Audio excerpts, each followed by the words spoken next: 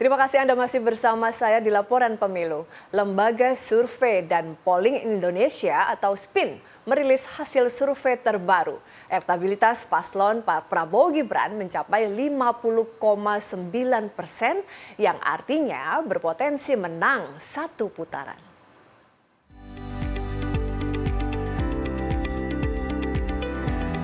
Direktur Eksekutif Survei dan Polling Indonesia Igor Dirgantara menyebutkan elektabilitas Prabowo Gibran terus naik melampaui 50%. Angka ini melesat semakin jauh mengungguli dua paslon lainnya.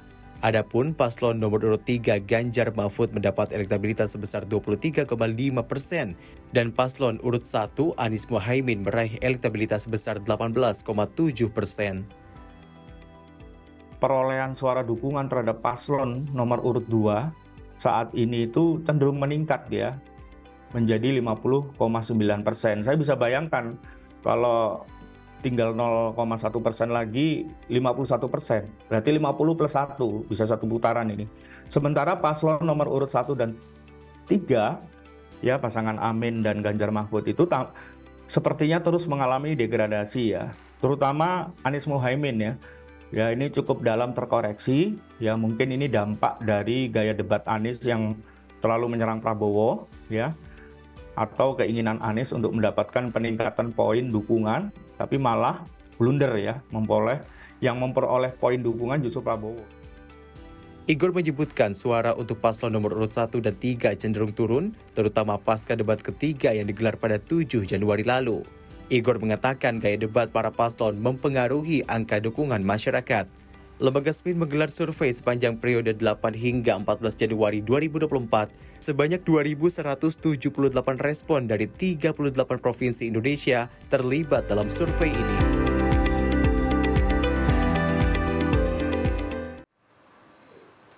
Sebelumnya, hasil survei Lembaga Survei Nasional atau LSN, elektabilitas pasangan Prabowo Gibran unggul dari pasangan Amin dan Ganjar Mahfud dan bahkan hampir menyentuh angka 50%. Jika pemilu dilaksanakan saat ini, 49,5% responden menjatuhkan pilihan pada Prabowo Gibran. 24,3% responden memilih pasangan Anies Baswedan Mohaimin dan 20,5% responden memilih pasangan Ganjar Pranowo Mahfud MD. Sementara 5,7% responden mengaku belum bisa memutuskan memilih. Survei dilakukan 28 Desember 2023 sampai 2 Januari 2024 di 38 provinsi dengan ambang kesalahan kurang lebih 2,6% dengan tingkat kepercayaan 95%.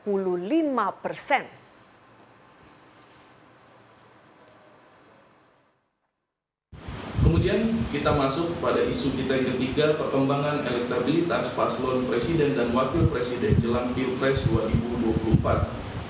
Seandainya saat ini dilaksanakan pemilihan presiden atau Pilpres dan hanya diikuti 3 pasangan, manakah yang Anda pilih dari ketiga paslon presiden dan wakil presiden berikut ini?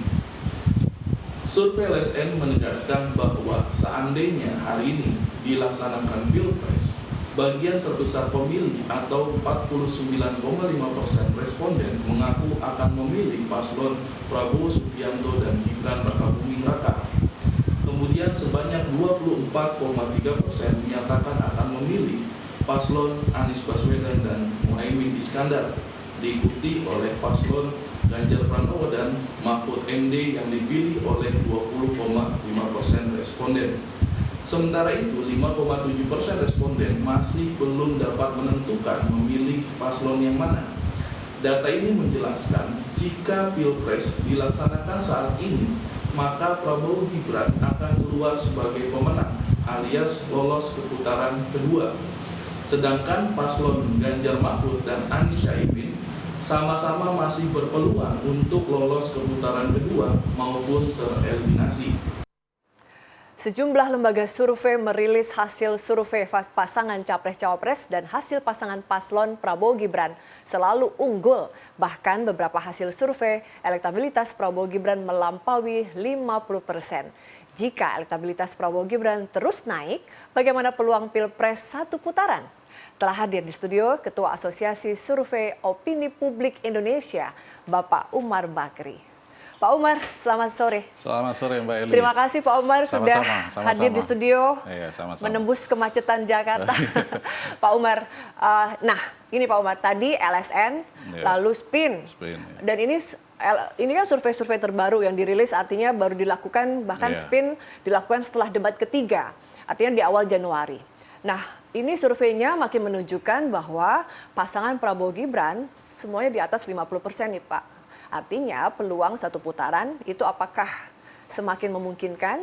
Karena bisa jadi nanti hasil-hasil survei berikutnya ya kita tidak tahu, tapi ini memperlihatkan tanda-tanda bahwa semakin naik. Gimana Pak Umar?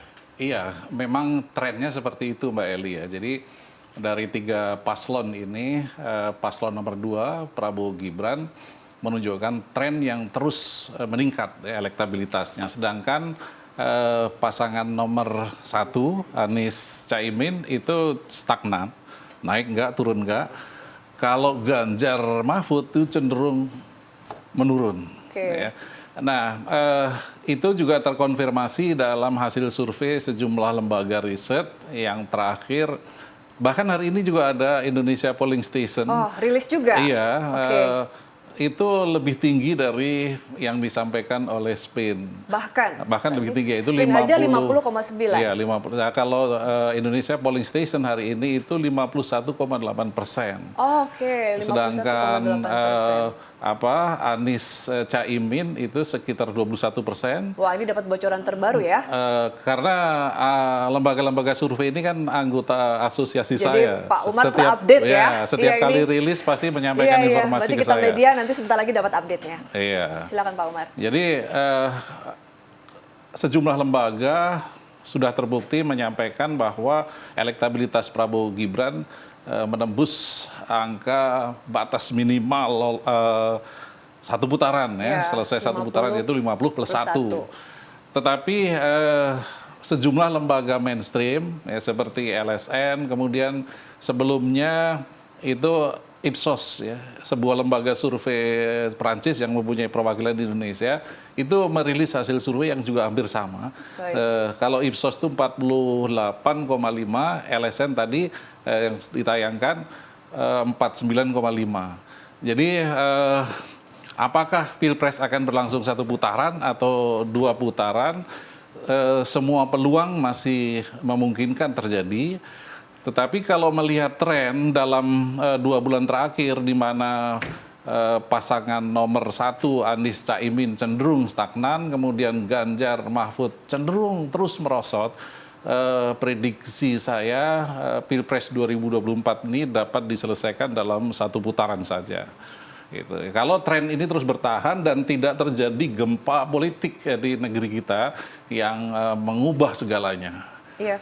Itu Mbak Eli. Pak Umar, kan kita tahu bahwa lembaga-lembaga survei ini betul-betul kredibilitasnya terakreditasi ya Pak Umar, karena ini juga semakin juga kita ya adalah pendapat sebagian masyarakat bahwa lembaga survei sudah dibayar tuh gitu. Gimana tuh Pak Umar menjawab sentimen-sentimen negatif terkait semakin banyaknya rilis survei yang lalu memenangkan Prabowo Gibran gitu?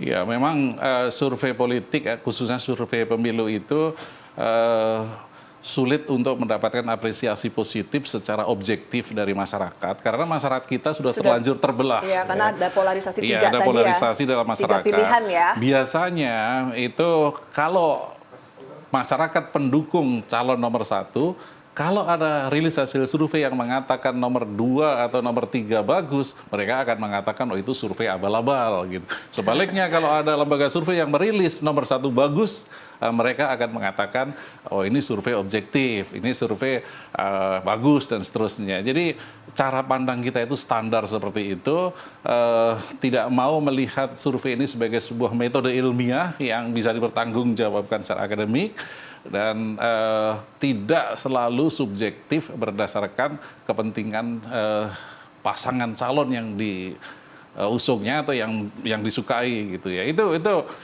dari dulu seperti itu Mbak. Jadi buat kita para praktisi survei udah biasa menerima menerima katakanlah cemooh gitu ya, oh ini survei tidak objektif. Tapi itu selalu datang dari kelompok yang kebetulan calonnya ada di bawah gitu. Pak Umar, pemilu atau pilpres ini kan tidak berlangsung sekarang dan lembaga survei juga sudah ada puluhan tahun. Nah, Pak Umar bisa cerita kepada kita semua masyarakat dan pemirsa bagaimana sebetulnya pengalaman Pak Umar yang sudah puluhan tahun di lembaga survei bisa menyampaikan kepada masyarakat bahwa biasanya hasil survei ini dengan kemudian real dari hasil penghitungan KPU itu tingkat hasilnya sama atau akurasinya dengan hasil survei seperti apa, Pak?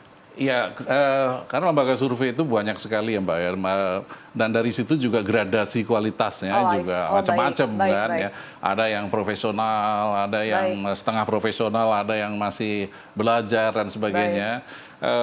Kalau lembaga-lembaga survei mainstream yang profesionalismenya sudah teruji dalam sejumlah, bukan pemilu 5 tahunan, tapi juga pilkada di berbagai daerah ya. Kita udah puluhan bahkan ratusan kali melakukan survei-survei. Itu tingkat akurasinya tidak perlu dipertanyakan. Memang kadang-kadang ada anomali di daerah tertentu gitu ya, beberapa survei meleset gitu. Tapi secara umum itu hasil survei dengan hasil akhir penghitungan KPU itu tidak berbeda jauh ya. Sebagai contoh misalnya LSN itu pada tahun 2014 itu memprediksi Partai Demokrat akan memenangkan bukan 2014, 2009 ya. 2009 memprediksikan Partai Demokrat akan menang dengan 20,85%. Itu prediksi dari 20,85%. Tapi hasil KPU ternyata 20,87%. Hanya beda 0,02% gitu. Berarti tingkat akurasi lembaga survei bisa dipertanggungjawabkan ya? Kalau lembaga-lembaga survei mainstream itu kita secara metodologi tidak perlu ragukan. Karena kita sudah menjalani berbagai macam proses sertifikasi, proses pelatihan, baik di dalam maupun di luar negeri. Dan metode itu teruji dalam sekian ribu event pemilu baik di Indonesia maupun di luar negeri, Mbak. Iya, karena ini juga Pak Umar, tadi yang Pak Umar sampaikan ya, tadi saya juga sedikit mengingatkan bagaimana lembaga survei nasional atau lokal gitu ya, yang memang Indonesia banyak sekali. Tapi juga kita tahu bahwa ada lembaga survei Australia, yakni Uting Research ya, yang juga merilis Prabowo Gibran 44%, lalu tadi yang seperti yang Pak Umar sampaikan, Ipsos. Nah artinya lembaga-lembaga survei internasional ini yang pastinya juga kita harus percaya kredibilitas mereka sebagai kredibilitas ya. Mempertaruhkan kredibilitasnya ya. Pak Umar bisa meyakinkan bahwa sebetulnya masyarakat ya harusnya bisa mempercayai bagaimana hasil survei itu memang bisa dipertanggungjawabkan dan akurasinya bisa kredibel gitu. Sebenarnya gini Mbak, masyarakat itu kita pernah melakukan survei ya, tingkat kepercayaan terhadap institusi-institusi demokrasi non formal ya, seperti pers, seperti gerakan mahasiswa, kemudian berbagai ormas dan sebagainya, itu kepercayaan terhadap lembaga survei itu cukup tinggi. Cuma memang kalau detik-detik situasi kampanye seperti sekarang ini, itu netizen yang mewakili kepentingan partisan itu begitu banyak bertebaran, yang selalu memberikan opini-opini negatif terhadap survei-survei yang tidak menguntungkan calon pujaannya gitu. Jadi dalam hatinya pun sebenarnya mereka itu juga percaya pada survei, hanya karena situasinya memang sedang dalam situasi kampanye, mereka tidak mau menerima kenyataan calonnya itu dalam rating survei itu ada di bawah. Itu aja problemnya di situ. Karena buat politisi atau orang-orang yang bergelut di dunia politik itu image itu sangat penting ya. Kalau posisi sudah di bawah itu efek bandwagonnya ya, itu yang dikhawatirkan itu pada masyarakat nanti bisa mempengaruhi pemilih dan seterusnya itu kan. Pak Umar, saya akan bertanya lagi karena apakah soal tadi potensi satu putaran. Karena tadi yang kita sebut bahwa sebagian yang tidak pro 02 gitu mengatakan atau menilai bahwa pihak 02 halu gitu ya kalau satu putaran. Tapi kita akan jawab setelah ini ya Pak ya, kita harus break sebentar. Pemirsa jangan kemana-mana, laporan pemilu dialog saya bersama Bapak Umar Bakri akan kami lanjutkan setelah jeda. Tetaplah di Laporan Pemilu.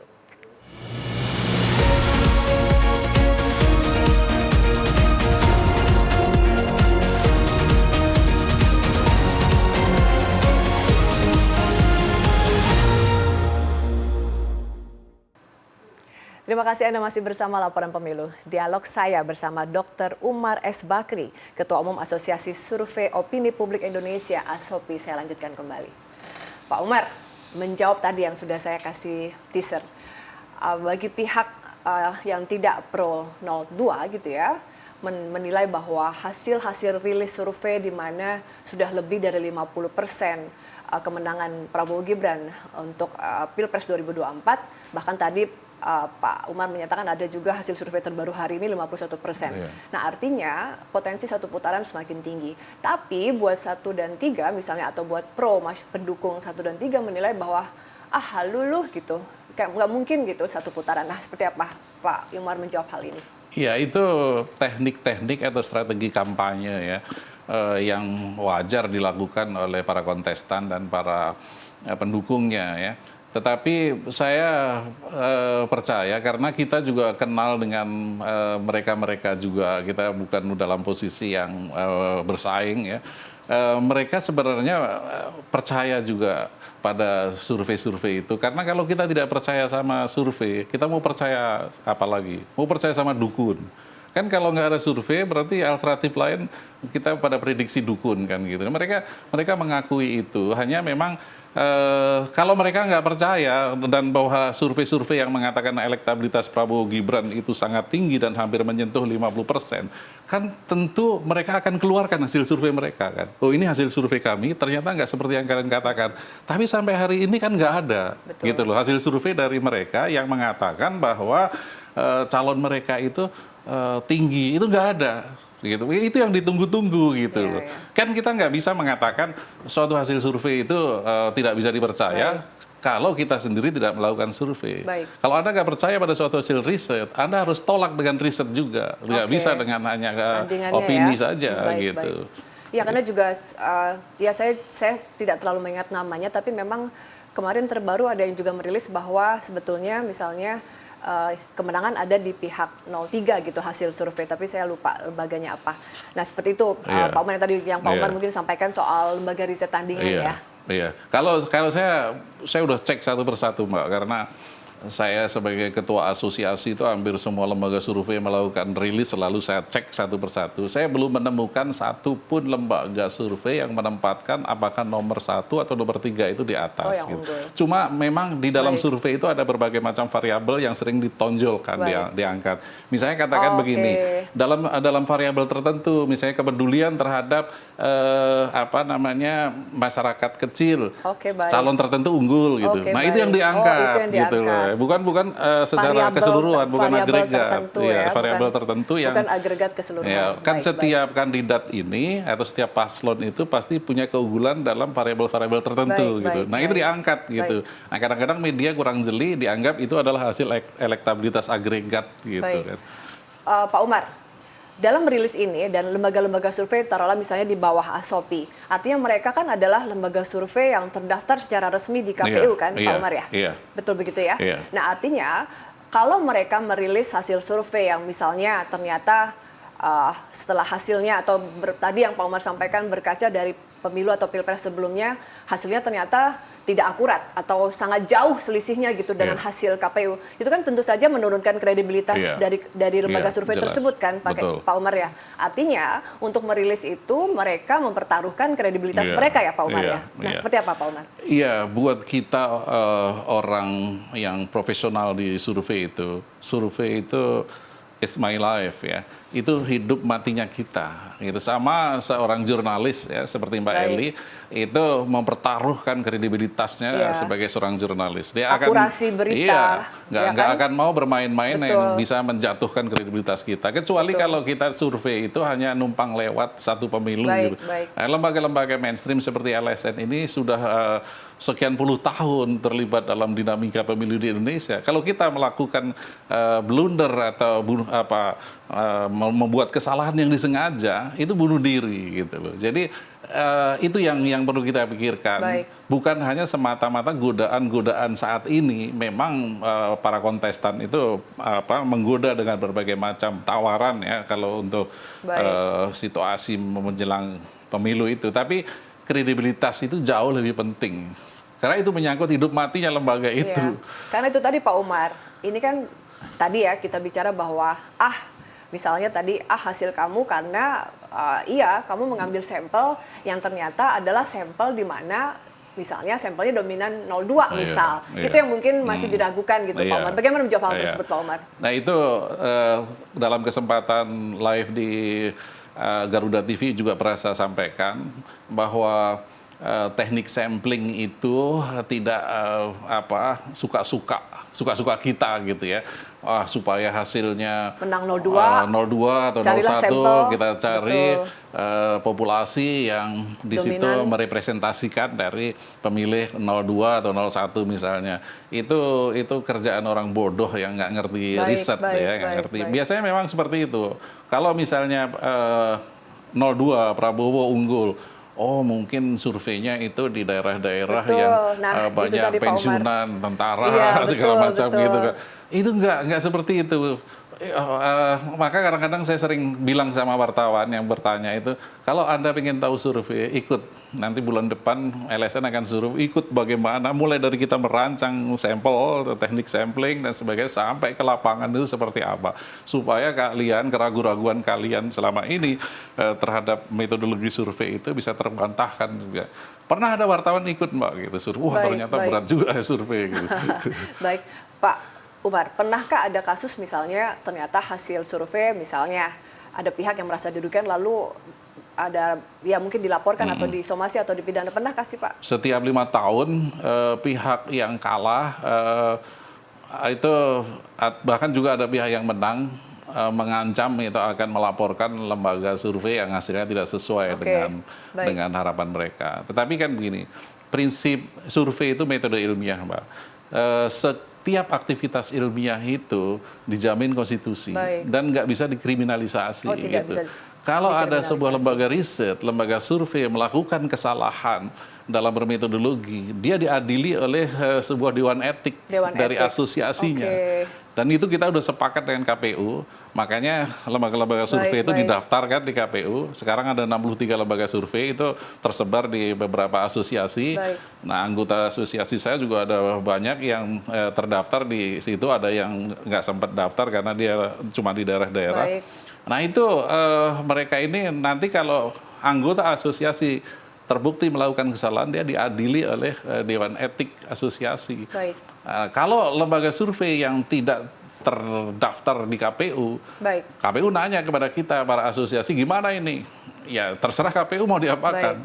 Mau dibawa ke ranah hukum ya, itu terserah KPU karena yang punya hajatan pemilu ini kan KPU. Gitu. Pak Umar, satu pertanyaan terakhir dan kesimpulan.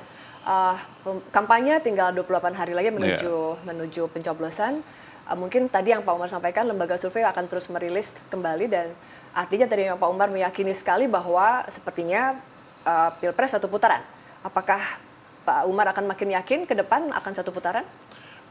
Saya kalau kita melihat tren yang terjadi sekarang ya Mbak ya, tren itu yang tadi 02 cenderung meningkat, 01 stagnan, 03 nyungsep ya terus menurun.